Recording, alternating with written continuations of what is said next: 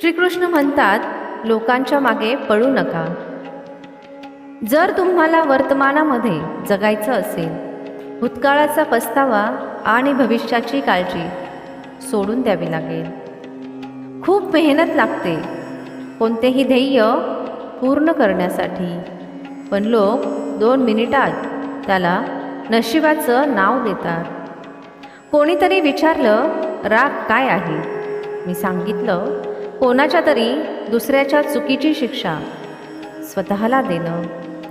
सुखी राहण्याच्या अपेक्षेने जो आयुष्यभर दुःखी राहतो, त्याचं नाव माणूस आहे. रडणं चुकीचं नाही, पण एकाच कारणासाठी सारखं सारखं रडणं बरोबर नाही. दुष्काळ पडला आहे पूर्ण जगामध्ये प्रेम, आदर आणि सन्मानाचा. कारण लोकांना घेणं तर माहीत असतं, पण स्वतःला देण्याची इच्छा नसते.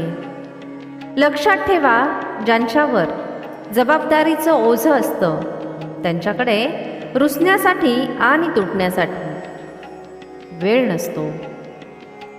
आयुष्यामध्ये प्रत्येकाला चांगलं समजणं सोडून द्या, कारण लोक आतून अजिबात तसे नसतात जसे ते बाहेरून दिसतात. आयुष्यामध्ये प्रत्येक वादळ फक्त नुकसान करण्यासाठीच येत नाही, तर काही वादळं रस्ता स्वच्छ करण्यासाठी येतात. आयुष्यामध्ये काही निर्णय खूप कठीण असतात आणि तेच निर्णय आयुष्य बदलून देतात. माणसाला जेव्हा स्वतःला जखम होते तेव्हा त्याला दुसऱ्यांचं दुःख दिसतं. बऱ्याच वेळा असं होतं की आपल्याला दुसऱ्यांचे दुःख, दुसऱ्यांचे त्रास दिसूनच येत नाही. फक्त आपल्याला आपले त्रास दिसतात, पण जेव्हा तीच गोष्ट आपल्यावर येते तेव्हा आपल्याला दुसऱ्यांचे दुःख आणि त्रास दिसून येतात. त्यामुळे आपण या गोष्टीची वाट नाही पाहायची की कोणाच्या मनामध्ये काय चाललं आहे, तर त्याच्या आधीच लोकांचे त्रास समजून घेण्याचा प्रयत्न केला पाहिजे. आपल्या आयुष्याचा एक नियम बनवा. ओळख सगळ्यांबरोबर ठेवा, पण भरोसा फक्त स्वतःवर ठेवा. काही लोक त्यांच्या ओळखीच्या जीवावरच आयुष्य जगण्याचा प्रयत्न करतात, पण त्यांना ते तेव्हाच लक्षात येते जेव्हा ती ओळख त्यांच्या कोणत्याही कामाची नसते. तेव्हा खरं टॅलेंट समोर येतं आणि तेव्हा ते सगळ्यात जास्त पस्तावतात. जर तुम्ही कोणत्याही व्यक्तीला जास्त भाव दिला तर तो तुमच्या भावनांना रद्दीमध्ये विकून टाकेल. त्यामुळे कोणालाही तेवढाच भाव द्या जेवढा नंतर तुम्ही सावरून घेऊ शकाल.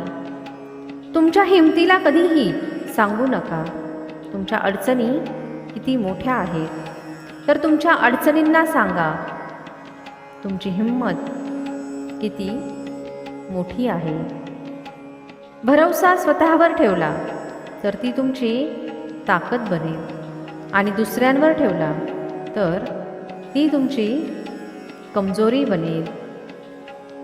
कोणत्याही डोंगराचा उंचपणा तुम्हाला पुढे जाण्यापासून थांबवू शकत नाही, तर तुमच्या बुटांमध्ये अडकलेले दगड तुम्हाला पुढे जाण्यापासून थांबवतील. त्यामुळे अशा दगडांना तुमच्या आयुष्यातून काढून टाका. नेहमी लक्षात ठेवा की मेलेल्या माशालाच पाण्याचा प्रवाह वाहत घेऊन जातो. जिवंत मासा तर स्वतःचा रस्ता स्वतः बनवतो. लक्षात ठेवा की तुमचे ज्ञान तुमच्या अनुभवामुळे येते आणि तुमचा अनुभव तुमच्या मूर्खपणामुळे येतो.